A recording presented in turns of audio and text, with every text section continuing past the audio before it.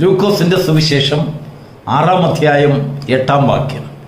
അവൻ അവരുടെ മനോവിചാരം നന്നായി മനസ്സിലാക്കിയതുകൊണ്ട് വരണ്ട കൈയുള്ള മനുഷ്യനോട് എല്ലാവരുടെയും നടുവിൽ എഴുന്നേറ്റ് നിൽക്കുവാൻ ആവശ്യപ്പെട്ടു, കൽപ്പിച്ചു. ആ കൽപ്പനയെ വരണ്ട കൈയുള്ള മനുഷ്യൻ അനുസരിച്ചു. ആ അനുസരണം അവൻ്റെ സൗഖ്യത്തിന് ഹേതുവായി. ദൈവത്തിന് മഹത്വം. അനുഗ്രഹിക്കപ്പെട്ട ഒരു പ്രഭാതയാമം നമുക്ക് വീണ്ടും കർത്താവ് ദാനമായി തന്ന ദൈവത്തിൻ്റെ മഹാസ്നേഹത്തെ ഓർത്ത് ദൈവത്തെ സ്തുതിക്കുന്നു. പെന്തക്കോസ്റ്റ് മെസ്സഞ്ചർ യൂട്യൂബ് ചാനലിൽ കൂടെ ഈ പ്രഭാത സന്ദേശം കേൾക്കുന്ന എല്ലാ പ്രിയപ്പെട്ടവരെയും കർത്താവ് ധാരാളമായി അനുഗ്രഹിക്കുമാറാകട്ടെ. നമ്മെ ശത്രുക്കളുടെ മുൻപിൽ തല ഉയർത്തി നിർത്തുമാറാക്കുന്നത് മറ്റാരുമല്ല, ദൈവമാണ്. നമ്മുടെ ശക്തി കൊണ്ടല്ല നമ്മൾ എഴുന്നേറ്റ് നിൽക്കുന്നത്. മറ്റുള്ളവരുടെ മുൻപിൽ തല ഉയർത്തി നിൽക്കുവാൻ, അഭിമാനത്തോടെ നിൽക്കുവാൻ, ദൈവപ്രവൃത്തിയെ, നാം അനുഭവിച്ചിട്ടുള്ള ദൈവപ്രവൃത്തിയെ സാക്ഷ്യമായി കാണിച്ചു കൊടുക്കുവാൻ നമ്മെ ബലപ്പെടുത്തുന്ന ശക്തി ദൈവത്തിൻ്റെ ശക്തിയാണ്. അവനാണ് നമ്മെ നിൽക്കുമാറാക്കുന്നത്. നമ്മുടെ ബുദ്ധിയും ജ്ഞാനവും സമൂഹത്തിൽ നാം കൈവരിച്ചതായ സൽപ്പേരുകളും ബഹുമാനവും വിദ്യാഭ്യാസവും യോഗ്യതയും കുടുംബ പ്രതാപങ്ങളും ഒന്നുമല്ല, ദൈവത്തിൻ്റെ മഹാദയ. അവൻ നമ്മെ ഉയർത്തിയപ്പോൾ നമ്മുടെ കൈ വരേണ്ടതായിരുന്നു. എന്നാൽ മറ്റുള്ളവരുടെ മുമ്പിൽ സാക്ഷ്യമായി അവരുടെ കൺമുമ്പിൽ വെച്ച് തന്നെ ആ കൈയെ, വരണ്ട കൈയെ രൂപാന്തരപ്പെടുത്തിയപ്പോൾ ദൈവത്തിൻ്റെ മഹാദയ നമ്മിലേക്ക് ഇറങ്ങി വന്ന ആ ദൈവത്തിൻ്റെ സ്നേഹത്തെ മറ്റുള്ളവരുടെ മുമ്പിൽ പ്രകടമാക്കുവാൻ സാധിച്ചു. ദൈവത്തിന് മഹത്വം.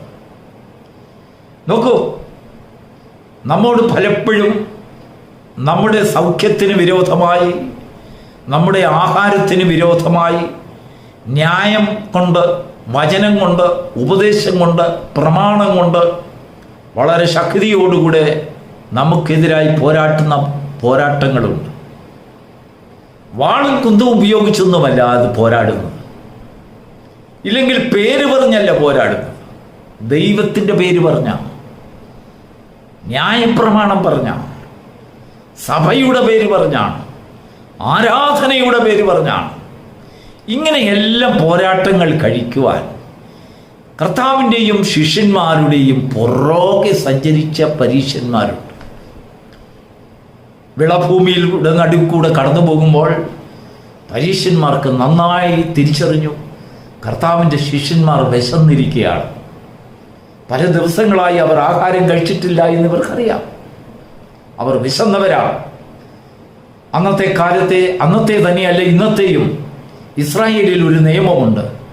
വിളഭൂമിയിൽ കൂടെയും പഴത്തോട്ടങ്ങളിൽ കൂടെയും ഒക്കെ നമ്മൾ നടന്നു പോകുമ്പോൾ നമുക്ക് വിശന്നാൽ ആരുടെയും അനുവാദമില്ലാതെ നമ്മുടെ മുൻപിൽ വഴിയരികിൽ കാണുന്ന വൃക്ഷഫലങ്ങൾ നമുക്ക് പറിച്ച് ഭക്ഷിക്കാം, ധാന്യങ്ങൾ ഭക്ഷിക്കാം.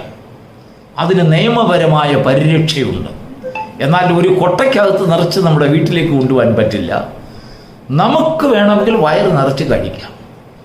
അപ്പോൾ ഈ നിയമത്തിൻ്റെ പരിരക്ഷയിൽ ശിഷ്യന്മാർ എന്ത് ചെയ്തു? ആ വിളഭൂമിയിൽ കൂടെ നടക്കുമ്പോൾ ഗോതമ്പ് മണികൾ കൈ കൊണ്ട് പറിച്ച് കയ്യിലിട്ട് തിരുമി ആ മണി കഴിച്ച് അവർ വിശപ്പടക്കി. എന്നാൽ അവരുടെ വിശപ്പടക്കുന്ന ആ തൃപ്തിക്ക്, അല്ലെങ്കിൽ അവരുടെ ക്ഷീണത്തെ അകറ്റുവാൻ അവർ കഴിച്ച ആഹാരത്തിന് വിരോധമായി ശബ്ദമുയർത്തുവാൻ പരീശന്മാർ അവരുടെ പുറകെ ഉണ്ടായിരുന്നു. ശിഷ്യന്മാർ അത് ഗ്രഹിച്ചില്ല, കർത്താവ് അത് ഗ്രഹിച്ചു. അതുകൊണ്ട് അവരോട് സംസാരിക്കുവാൻ കർത്താവ് വചനത്തെ പ്രിപ്പയർ ചെയ്ത് നിർത്തി. Praise the Lord. യേശുവും തൻ്റെ ജോർദാനിലെ സ്നാനത്തിന് ശേഷം താൻ നേരിട്ട പരീക്ഷ, പിശാചിൽ നിന്നും നേരിട്ട പരീക്ഷ, വാളും കുന്തവും അല്ലെങ്കിൽ മറ്റുപദ്രവങ്ങളും മറ്റ് പാഴ്വാക്കുകളും പറഞ്ഞല്ല പിശാചി കർത്താവിനോട് പോരാടിയത്, വചനം കൊണ്ടാണ്. പ്രിയപ്പെട്ട ദൈവത്തിൻ്റെ മക്കളെ, നാമും നേരിടുന്ന പരീക്ഷകളുടെ മുഖ്യ ഭാഗവും വചനം കൊണ്ടുള്ള പരീക്ഷയായിരിക്കും, വചനപ്രകാരമുള്ള പരീക്ഷയായിരിക്കും. നാം അറിയുന്നതായ ആരാധനയുടെ പേരിലായിരിക്കും, നാം ബഹുമാനിക്കുകയും സ്നേഹിക്കുകയും ചെയ്യുന്ന ദൈവത്തിൻ്റെ നാമത്തിലായിരിക്കും പരീക്ഷ വരുന്നത്. ദാനിയേൽ നെബൂഖദ്നേസർ രാജാവിൻ്റെ അരമനയിൽ അക്കൗണ്ട്സ് ഡിപ്പാർട്ട്മെൻറ്റിൽ ജോലി ചെയ്യുമ്പോൾ കള്ളന്മാരായ ഒരു കൂട്ടം സഹപ്രവർത്തകർ അവർ കൈക്കൂലി വാങ്ങിക്കുകയും പണം സമ്പാദിക്കുകയും അന്യായമായ കണക്കെഴുതുകയും ഒക്കെ ചെയ്ത് ധാരാളം ധനം സമ്പാദിക്കാൻ പതിവായി. എന്നാൽ ദാനിയേൽ അവിടെ വന്നതുകൊണ്ട് അവർക്ക് അങ്ങനെയൊന്നും പ്രവർത്തിക്കാൻ കഴിഞ്ഞില്ല. ദാനിയേൽ അതിൻ്റെ വിചാരകനായി മോഷണം കയ്യോടെ പിടിക്കും, കൈക്കൂലികളൊക്കെ കയ്യോടെ പിടിക്കും, കൈക്കൂലി വാങ്ങിക്കുന്നവരെ അന്നേരെ പറഞ്ഞു വിടും. ഇങ്ങനെ ദാനിയേലിന് വിരോധമായി ഒരു സംഘടന അവിടെ വൈകും. അവർ എല്ലാവരും കൂടെ ചേർന്ന് പറയുകയാണ്, ഇവനെ നമുക്ക് ഒരു രീതിയിലും കെട്ടാൻ പറ്റില്ല, എന്നാൽ അവൻ ആരാധിക്കുന്ന ദൈവത്തിൻ്റെ നാമത്തിൽ അവനെ പിടിക്കുവാൻ പഴുത് കാണാം, പഴുത് കണ്ടെത്താൻ സാധിക്കും. അങ്ങനെയാണ് ദാനിയേലിനെ സിംഹക്കുഴിയിൽ ഇടുവാൻ വിധിയായി. അങ്ങനെ ഒരു വിധി അവന് വിരോധമായി പ്രവർത്തിച്ച ശത്രുക്കൾ നേടിയെടുത്തത്. എങ്കിലും ദൈവം അവന് വേണ്ടി ആ സിംഹക്കുഴിയുടെ നടുവിൽ ഇറങ്ങി. ഇവിടെ ഇതാ നാം ഇന്ന് വായിച്ചതായ വേദഭാഗത്തിൽ സാധുവായും വരണ്ട കൈയുള്ള ഒരു മനുഷ്യൻ അവൻ്റെ ജീവിതകാലം മുഴുവനും വരണ്ട കൈയോടുകൂടെ ആ പള്ളിയിലും ചുറ്റുപാടുകളിലും അവൻ നടക്കുകയാണ്. ആരവനെ സഹായിക്കും? ജന്മനാൽ വരണ്ട കൈ, അതിന് ഒരു ചികിത്സയുമില്ല. ഒരാശുപത്രിയിലും അന്നത്തെ കാലത്ത് ഒരു ചികിത്സയില്ല. വരണ്ട കൈ, കുറുകിയ കൈയാണ്. ആർക്കും അവനൊരു സൗഖ്യം കൊടുക്കുവാൻ കഴിയുകയില്ല. എന്നാൽ കർത്താവ് അവനെ കണ്ടപ്പോൾ അവന് സൗഖ്യം കൊടുക്കുവാൻ ദൈവത്തിന് മനസ്സലിവുണ്ടായി. എന്നാൽ ഈ മനസ്സലിവിനെ ചോദ്യം ചെയ്യുവാൻ അതിൻ്റെ പുറകെ ഒരു കൂട്ടം ശത്രുക്കൾ അണിനിരന്നു. വരണ്ട കൈയുള്ള മനുഷ്യൻ അവരെ കണ്ടില്ല. അവൻ വിചാരിച്ചു അവന് കൊടുക്കുന്ന സൗഖ്യം എല്ലാവർക്കും സന്തോഷമാകുമെന്ന്.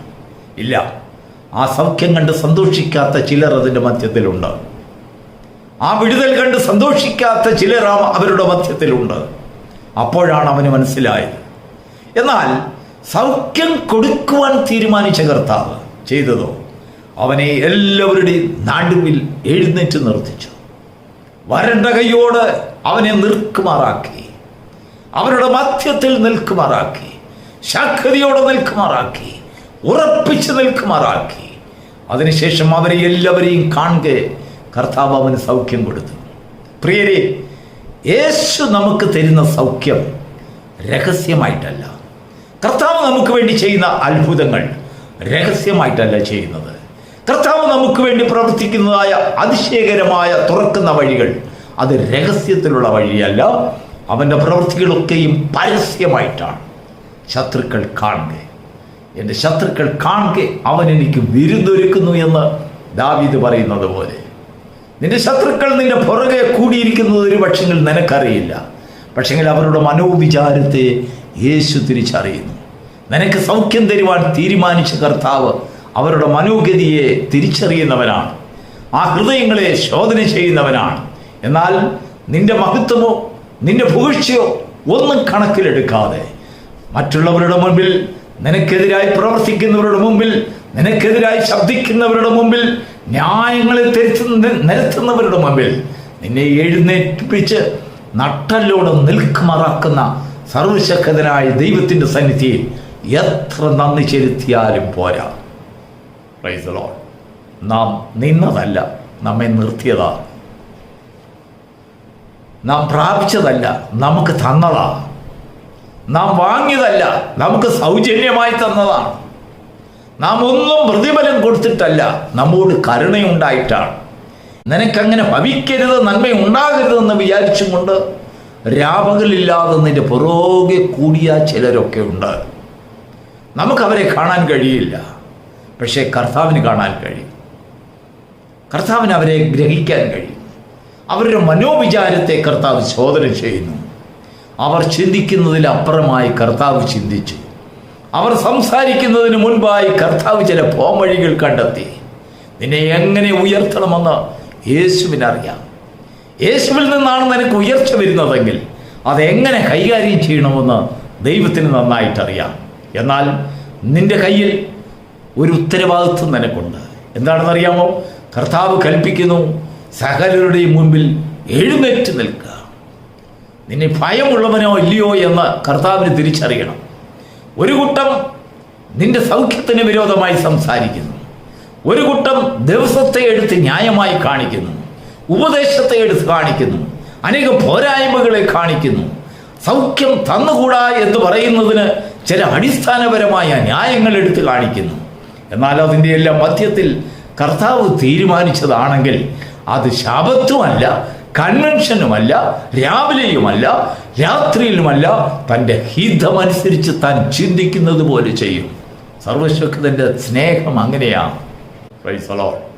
നിന്റെ വിശപ്പടക്കുന്നതിന്, നീ കഴിക്കുന്ന ആഹാരത്തിന് വിരോധമായി സംസാരിക്കുന്ന, നിന്നെ ക്ഷീണിതനാക്കി തളർത്തി ഇടുവാൻ, വീണ്ടും വീണ്ടും നിന്റെ വിശപ്പിനെ കുറിച്ച് എണ്ണിക്കൊണ്ട്, നിന്റെ ബലഹീനതയെ തിരിച്ചറിഞ്ഞുകൊണ്ട് നിന്റെ പുറകെ കൂടിയിരിക്കുന്ന ചില വ്യക്തിത്വങ്ങൾ കാണും. നിനക്കവരെ കാണാൻ കഴിയില്ല, പക്ഷെങ്കിൽ കർത്താവിന് കാണാൻ കഴിയും. ഈ പ്രഭാതത്തിൽ സകലതും തിരിച്ചറിയുന്ന, ഹൃദയങ്ങളെ ശോധന ചെയ്യുന്ന, നിനക്ക് വേണ്ടി അത്ഭുതം ചെയ്യുന്ന, മറ്റുള്ളവരുടെ മുമ്പിൽ നിന്നെ ഉയർച്ചയോടെ അല്ലെങ്കിൽ തലയെടുപ്പോടെ നിന്നെ ഉയർത്തി കാണിക്കുന്ന, കാലുകളെ ഉറപ്പിക്കുന്ന സർവശക്തനായ ദൈവത്തിങ്കിലേക്ക് നിന്റെ ദൃഷ്ടികളെ പായിക്കുവാൻ സ്വർഗം ആവശ്യപ്പെടുകയാണ്. ദൈവത്തിന് മഹത്വം ഉണ്ടാകട്ടെ. നമുക്ക് ബഹുമാനം മനുഷ്യരാലല്ല, ദൈവത്താലാണ്. ദൈവമാണ് നമ്മെ മാനിക്കുന്നത്, കർത്താവാണ് നമ്മെ സൗഖ്യമാക്കുന്നത്, കർത്താവാണ് നമ്മോട് ദയ കാണിക്കുന്നത്. നാം എന്തിനു ഭയപ്പെടണം? അവൻ പറയുന്നു, എല്ലാവരുടെയും മുൻപിൽ എഴുന്നേറ്റ് നിൽക്കുവാൻ.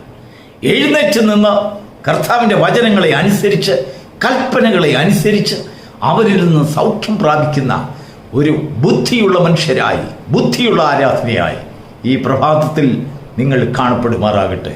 കർത്താവിൻ്റെ വചനത്തെ അനുസരിക്കുമ്പോൾ നമ്മുടെ ജീവിതത്തിൽ സൗഖ്യം വരുന്നു. കർത്താവ് നമ്മെ മറ്റുള്ളവരുടെ മുമ്പിൽ ഉയർത്തി നിർത്തുമാറാക്കുന്നു. നമ്മുടെ കഴിവ് കൊണ്ട് എഴുന്നേറ്റ് നിൽക്കുവാൻ നോക്കിയാൽ സാധിക്കത്തില്ല. ഉന്നതരാണ് ശത്രുക്കൾ, പിടിപാടുള്ളവരാ. ആലയത്തിനും അകത്തും പുറത്തും ദേശത്തുമൊക്കെ അവർക്ക് നല്ല പിടിപാടുണ്ട്. അവരോട് കെൽപ്പുള്ളവരെ പിടിച്ചു നിൽക്കാൻ നമ്മളെ കൊണ്ട് സാധിക്കില്ല. പക്ഷെങ്കിൽ കർത്താവ് നമ്മോട് കൂടെ ഉണ്ടെങ്കിൽ, കർത്താവിൻ്റെ വചനം നമുക്ക് ആശ്രിതമാണെങ്കിൽ, എഴുന്നേറ്റ് നിൽക്കുവാൻ കർത്താവാണ് പറഞ്ഞതെങ്കിൽ, അതിൻ്റെ പിന്നിൽ ശത്രുക്കളോട് സംസാരിക്കുവാൻ യേശു കടന്നു വരും. അവൻ്റെ വായെ തുറക്കും. അവൻ നമ്മുടെ വായിൽ നമുക്ക് ശത്രുവിനോട് സംസാരിക്കുവാനുള്ളതായ വചനങ്ങൾ തരും. ദൈവത്തിൻ്റെ ആത്മാവിനാൽ നമ്മളെ നിറയ്ക്കും. പ്രിയപ്പെട്ട ദൈവത്തിൻ്റെ മക്കളെ, ഈ പ്രഭാതത്തിൽ ദൈവത്തിൻ്റെ കരുണയും അവൻ്റെ വിശ്വസ്തതയും കണ്ട് അവൻ്റെ സന്നിധിയിൽ ഉറച്ചു നിൽക്കുന്നവരായി, മറ്റുള്ളവരുടെ മുമ്പിൽ നമ്മുടെ സാക്ഷ്യത്തെ ഉറപ്പോടുകൂടെ പ്രസ്താവിക്കുന്നവരായി, ധൈര്യം സമ്പാദിച്ച് ദൈവത്തിൽ ആശ്രയിച്ച് സൗഖ്യവും വിടുതലും പ്രാപിക്കുന്നവരായി തീരുവാൻ ഈ വചനം നിങ്ങളെ സഹായിക്കുമാറാകട്ടെ. God bless you.